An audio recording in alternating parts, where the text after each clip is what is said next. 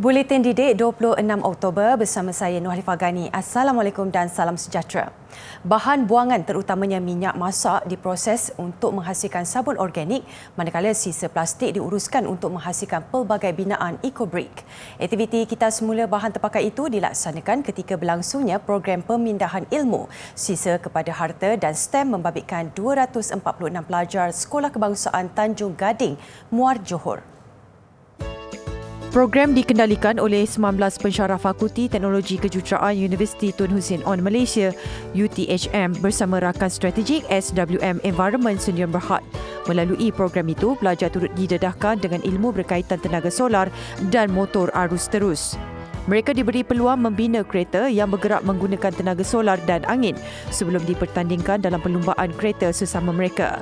Menurut pengarah program Sumaya Masyuri, program itu berjaya memupuk kesedaran pelajar tentang penjagaan alam sekitar. Buktinya, mereka berjaya mengumpul 617.5 kilogram barangan kita semula merangkumi 489.5 kilogram kertas, 91.5 kilogram plastik, 34.3 kilogram tin dan 2 kilogram kaca. Dalam tempoh 16 minggu pelaksanaannya, komuniti SK Tanjung Gading berjaya mengumpul 254 botol EcoBrick daripada sisa plastik dan menghasilkan binaan replika bunga raya daripada 232 botol yang dikumpulkan. Program sisa kepada harta ini secara tidak langsung dapat mengurangkan kadar sampah, memudahkan proses kita semula serta mendidik masyarakat bermula dari sekolah rendah. Seterusnya, di Batu Pahat, 170 pelajar Sekolah Rendah Kebangsaan Seri Pandan teruja mempelajari pendidikan berteraskan sains, teknologi, kejuruteraan dan matematik STEM di bawah komuniti Mercy Care. Program yang dianjurkan selama 3 hari itu membabitkan pendedahan teknologi terkini seperti penggunaan peralatan dan peranti untuk memantapkan pemahaman pelajar sekolah rendah dalam subjek STEM. Program pemindahan ilmu ini dijalankan melalui demonstrasi, pembinaan dan pertandingan roket air, penggunaan pencetak 3D, aplikasi menggunakan Arduino drone, peralatan pengukur suhu dan robot.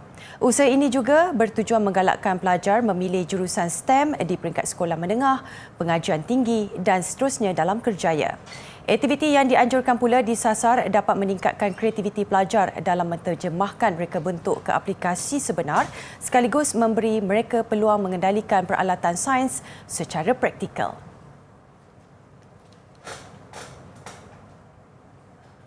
Di Pahang pula, seorang pelajar dari SK Raup Jaya tampil dengan inovasi kreatif untuk mengeringkan kasut. Dengan hanya menggunakan pengering rambut terpakai, kasut dapat dikeringkan dalam jangka masa yang singkat berbanding 2 hari pada cuaca normal. Menerusi satu perkongsian di TikTok, seorang pelajar lelaki menerangkan tentang inovasi rekaannya iaitu pengering kasut elektrik. Disebabkan cuaca yang tidak menentu dan hujan di kebanyakan tempat, ramai pelajar berdepan masalah kasut basah. Dia buat ni sebab cangkir hujan. Jadi dia kebanyakannya masuk pada rangka ke apa ke. Jadi kita buatlah ni dekat kat rumah saja. Melalui pameran inovasi teknologi di sekolah itu, pelajar terbabit mencipta mesin pengering kasut elektrik. Menurutnya, kos rekaan itu tidak sampai RM50 dan mereka hanya menggunakan pengering rambut terpakai. Dengan haba yang dikeluarkan dari alat itu, ia membantu mempercepatkan proses pengeringan kasut. Kepesatan teknologi masa kini yang memberi impak signifikan kepada sektor pendidikan juga mendorong syarikat telekomunikasi Maxis meneruskan program komunitinya E-Class. Menerusi cabaran STEM E-Class, misi jelajah digital, misi penerokaan dunia imajinasi 2050 itu akan menguji pemikiran kritis dan kreatif serta kemahiran penyelesaian masalah oleh setiap peserta. Misi jelajah digital yang dilancarkan di Ibu Negara baru-baru ini disempurnakan oleh pengerusi Maxis Tan Sri Mozani Mahathir dan dihadiri pengaruh pendidikan serta pelajar sekolah rendah dan menengah. Menawarkan kandungan pendidikan, pembelajaran dan cabaran baharu, program itu dijangka menarik lebih 7,000 peserta berumur 10 hingga 17 tahun di seluruh negara. Berlangsung sehingga 30 November depan, peserta diberi akses kepada video penjelasan, nota dan modul yang membolehkan mereka mempelajari asas pengkodan dan reka bentuk. And we as Maxis not only see ourselves playing an important role in the My Digital agenda, but we are also helping the country achieve its STEM objectives in order to develop the future employees. We are encouraging our students to be more creative, to really utilize innovation and be ready for a great future where they will be representing the STEM employees, they will be representing the IR 4.0 employees of the future. Sehingga kini, portal e-Class memanfaatkan lebih 68,000 pelajar melibatkan 1,200 sekolah di seluruh negara. Untuk maklumat lanjut, layari laman Sesawang Tertera.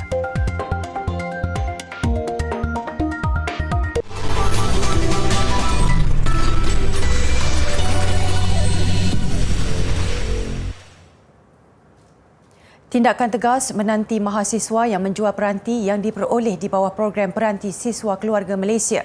Ia termasuk memaparkan nama mereka yang terbabit secara terbuka kepada umum selain dimaklumkan kepada pihak universiti. Kerana itu adalah amanah rakyat daripada dana rakyat diberikan atas andaian dan kepercayaan mereka memerlukan peranti sedemikian dan mereka tidak berkemampuan untuk membelinya. Jadi tidak timbul tentang mereka perlu menjual kerana nak membeli satu bentuk peranti yang lain. Tambah Tan Sri Anwar, terdapat 14 kes penjualan peranti berkenaan dikesan di seluruh negara. Tegasnya, peranti siswa yang diedarkan mempunyai beberapa aplikasi tertentu termasuk keupayaan untuk mengesan lokasi gadget tersebut. KCOM juga bersedia mengkaji pelaksanaan polisi buyback bagi penerima yang mahu menjual semula peranti mereka. Semalam tular di media sosial mengenai tindakan mahasiswa menjual peranti siswa keluarga Malaysia bersama beberapa aksesori yang diperoleh dengan harga lebih murah dari harga pasaran. Kementerian Pengajian Tinggi KPT bakal memperluaskan program pembangunan siswa keluarga Malaysia atau ringkasnya sulung di 20 universiti awam seluruh negara mulai tahun depan. Menterinya Datuk Seri Dr. Noraini Ahmad berkata inisiatif itu menyasarkan 200 pelajar. Datuk Seri Dr. Noraini siang tadi melancarkan program sulung di Universiti Tun Hussein On UTHM di Batu Pahat, Johor. Dalam ucapannya, beliau berkata pelaksanaan program itu membabitkan penawaran kepada 100 penuntut yang akan melanjutkan pengajian di peringkat ijazah sarjana muda dan ke atas. Menerusi program itu, pelajar terpilih bukan sahaja diberi laluan khusus ke universiti awam, malah turut ditawarkan bantuan kewangan dalam bentuk yuran pengajian, allowance sara hidup, komputer riba dan kemudahan asrama. Kita juga akan bantu dari segi meningkatkan kebolehpasaran graduan siswa sulung ini melalui kerjasama dengan pihak industri bagi memastikan mereka mendapat peluang pekerjaan yang lebih baik sebaik saja tamat pengajian nanti. Hasratnya supaya para graduan sulung ini nanti dapat berdikari dan kita harapkan juga dapat mengubah kehidupan keluarga mereka untuk menjadi lebih baik. Ketika ini, hanya 8 universiti awam menjadi perintis pelaksanaan program sulung.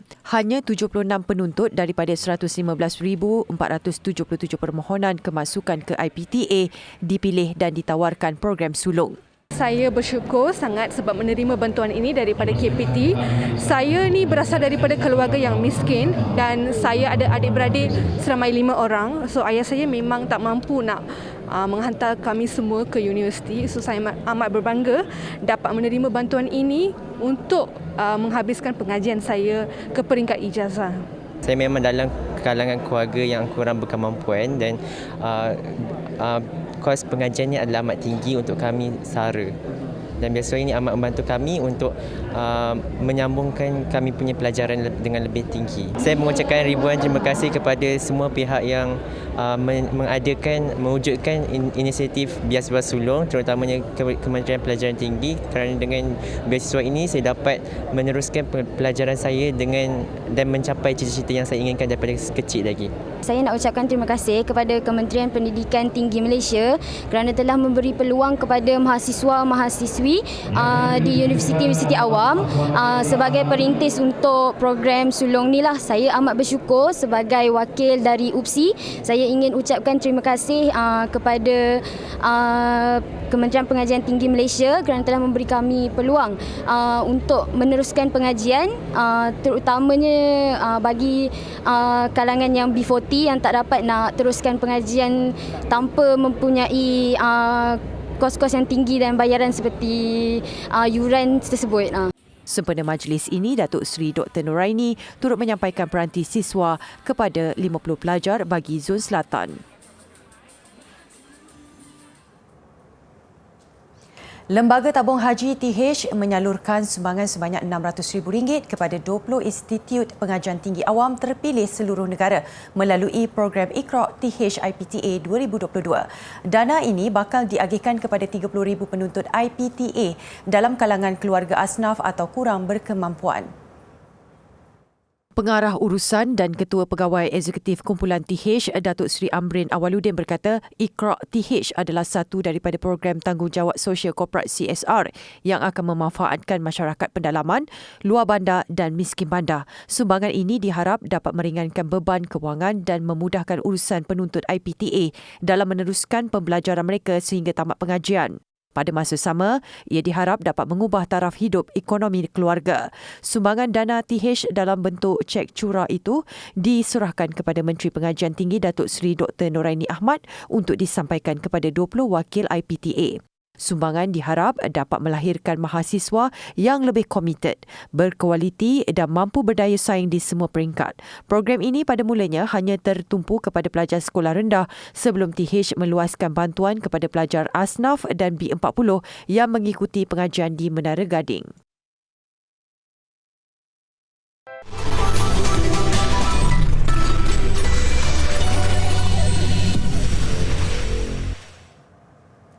Museum dan galeri seni Bank Negara dijangka menerima jumlah pengunjung lebih tinggi susulan pembukaan semula ekonomi dan aktiviti sosial. Pengarahnya Norin Zulkifli berkata bilangan pengunjung mampu meningkat sehingga 10 juta orang tahun ini.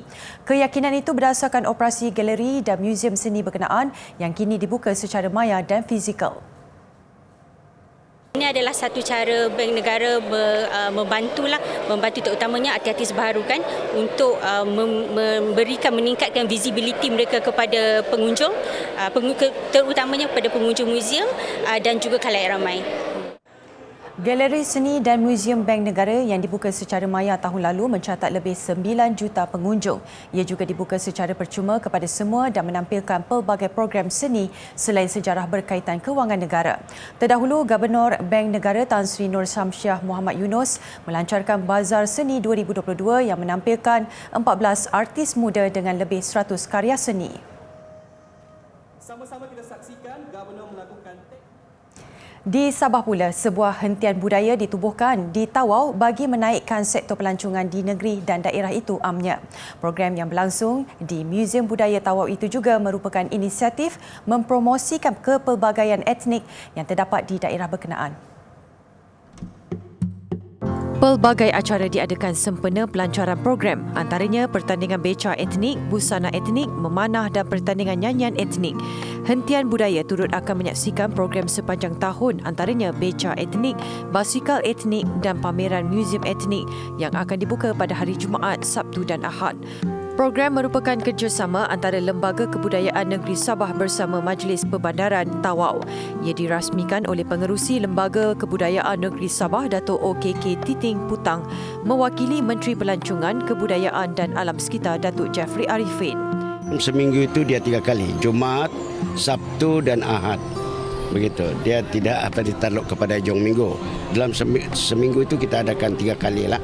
Supaya kita berharap masyarakat di Tawau dan juga masyarakat Tawau ini dapat membantu inisiatif yang telah dilakukan oleh Lembaga Kebudayaan Negeri Sabah dan juga Majlis Perbandaran Tawau lah. Program Hentian Budaya ini adalah yang kedua diadakan selepas Kota Belud. Lembaga Kebudayaan Negeri Sabah merancang untuk menubuhkan hentian budaya seterusnya di Kinabatangan pula.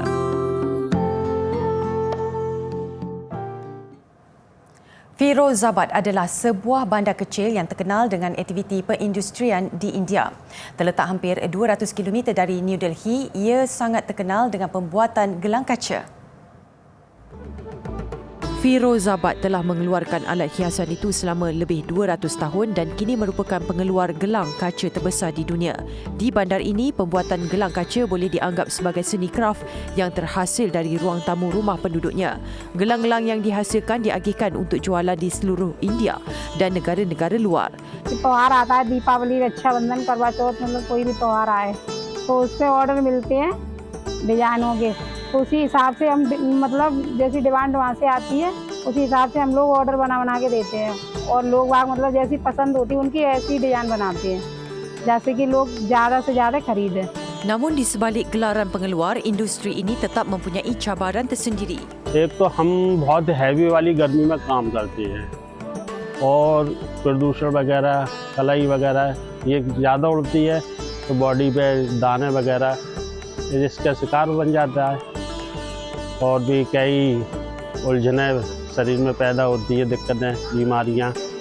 और नई नई उम्र के बच्चे हैं, अभी वो लोग लगे हुए हैं और इधर उम्र से पहले बुढ़ापा आ जाता है.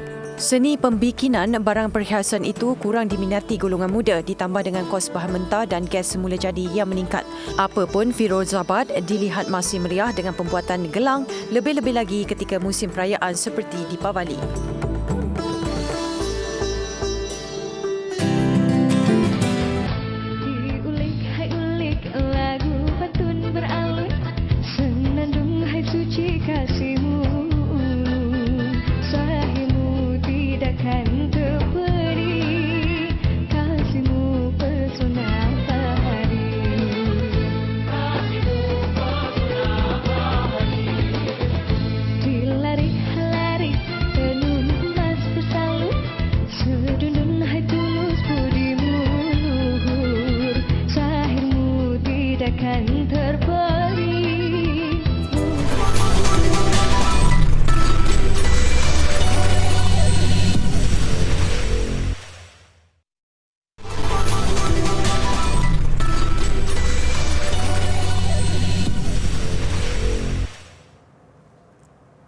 Status yang baru dikecap selaku pemain nombor 2 dunia nyata belum cukup menyemarakkan semangat Li Zijia mengharungi aksi pembukaan badminton terbuka Perancis.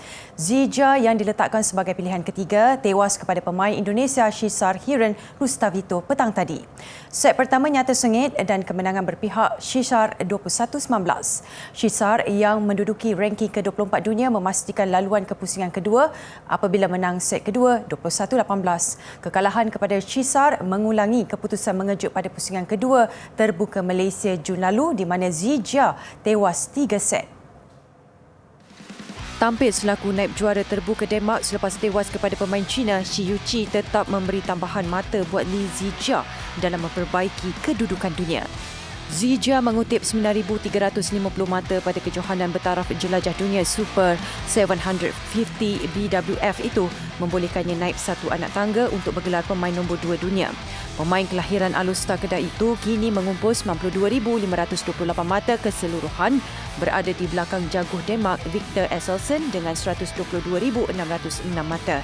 Seorang lagi pemain muda negara Leong Junhao turut merasai kenaikan dalam ranking dunia setelah menjuarai Masters Indonesia Ahad lalu. Junhao menerima kenaikan mendadak 28 anak tangga ke kedudukan 73 dunia. Bagi kategori bergu lelaki, juara dunia Aaron Shah dan So Woo-yik kekal di tangga keempat.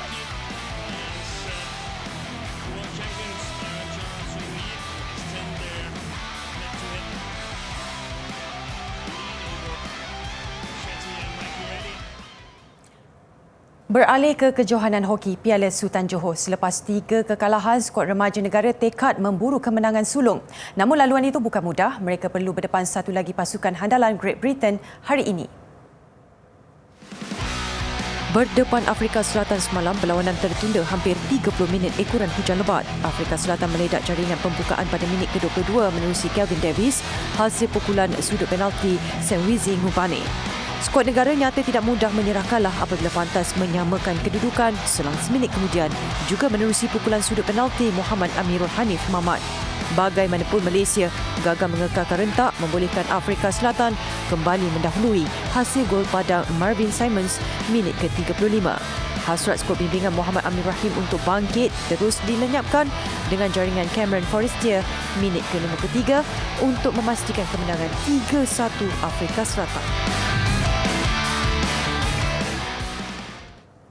Semangat yang ditampilkan pelumba rally berpengalaman Karamjit Singh seharusnya dicontohi khususnya golongan muda seperti remaja. Pada usia 60 tahun, Karamjit membuktikan usia bukanlah penghalang untuk mencipta kejayaan. Beliau melakar sejarah apabila merangkul 3 kejuaraan pada perlumbaan di Muara Bungo Jambi, Indonesia yang berlangsung pada Jumaat hingga Ahad lalu. Mendapat julukan Flying Sikh menggambarkan kehebatannya mengendalikan jentera rally. Karamjit Singh bersama jurumudi Jagdev Singh merangkul 3 kemenangan pada perlumbaan Nusantara Challenge di Jambi iaitu kelas M3 Sprint, juara pusingan ketiga dan keempat. Kita memang rasa puas lah.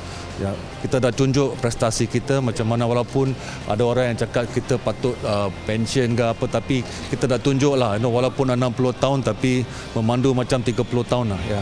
Lebih membanggakan, Karamjit mencipta kejuaraan menggunakan jentera yang sudah berusia 16 tahun, Proton Gen 2 2.0 turbo dengan enjin dan sistem lama berbanding pencabar lain yang tampil dengan kereta lebih canggih. Berkongsi pengalaman sepanjang menceburi dunia rally, Karamjit mengakui sukan pemotoran memang mahal. Untuk terus berdaya saing, beliau memerlukan sekurang-kurangnya RM3 juta setahun. Merangkumi nilai sebuah jentera lumba baharu bersama alat ganti dan kru selain kos pengangkutan dan wang penyertaan untuk menyertai sesuatu perlumbaan. Justru pihak yang sudi tampil menjadi penaja amat diharapkan. Karamjit masih bersemangat untuk menyertai Rally Asia Pasifik APRC tahun hadapan dengan harapan menggunakan jentera R5 Proton Iris. Ditanya pada usia yang mencecah 60 tahun, tidak terfikirkah untuk bersara? Ini jawapan Karamjit. Saya tak ada plan nak retire. Tak ada. Saya ingat kalau boleh lagi 10 tahun pun aku nak rally juga.